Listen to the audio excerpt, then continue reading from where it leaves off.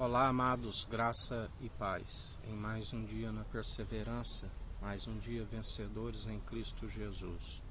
Filhinhos, vós já sois vencedores, maior do que está em vós, do que aquele que está no mundo e está sendo expulso. A nossa luta não é contra a carne e sangue, sim contra os principados e potestades. As armas das nossas milícias não são terrenas, mas poderosas, celestiais, espirituais, para destruir todo principado e potestade que está caindo por terra em nome de Jesus, da qual aquele que já os venceu na cruz do Calvário, naquele espetáculo do Monte de Sião, do qual nós anunciamos, e ele governa com justiça, com equidade, na imparcialidade, dia após dia, o juízo de vivos e de mortos, aquele que agindo ele, ninguém impede, a porta que ele abre, ninguém fecha, que ele fecha, ninguém abre. Jesus, quando avisam que Herodes procurava o apanhar para o intimidar ali, ele disse: avisa a raposa que dentro, por enquanto expulso demônios, cura os enfermos, mas dentro de 3 dias estarei pronto. Na verdade, na transfiguração ali, ele recebeu do Pai todo poder e autoridade. Quando há ali um encontro, quando os discípulos que seriam feitos apóstolos não compreendiam ainda o que havia de conhecer, e ainda disse a ele: quer que fazemos um tabernáculo para nós, um para Elias e outro para Moisés? E ele disse: basta, porque ali foi levantado a tenda caída de Davi, aleluia, da qual ele disse: avisa a raposa que dentro de 3 dias estarei pronto, da qual ali ele venceu todos os reis governantes que amotinam em vão, todos aqueles que, ao invés de beijar o Filho do Homem, se opõem, e ele os venceu. Assim como atualmente ele os vence para aqueles que perseveram segundo a verdade.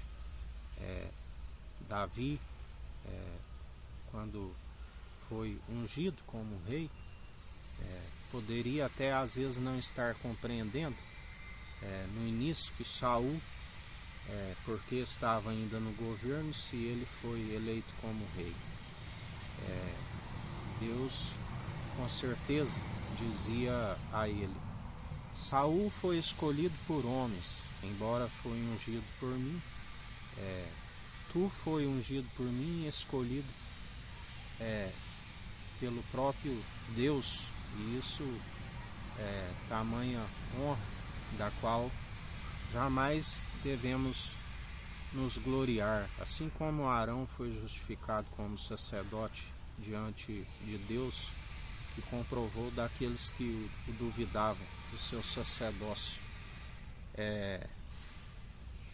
Na verdade, Davi estava como rei do alto, acima de todos. A Bíblia diz que ele muitos depois que compreenderam que ali estava a acontecer, Saul perseguindo, muitos foram compreender que na verdade Davi já controlava tudo que entrava e saía em Israel. Porque o nosso sacerdócio é real, é santo, é do alto, e assim todo aquele que persevera descobre que o chamado e o ministério de alguns não é somente libertação e cura de enfermos, mas vai muito além disso, exercer o dom de justiça.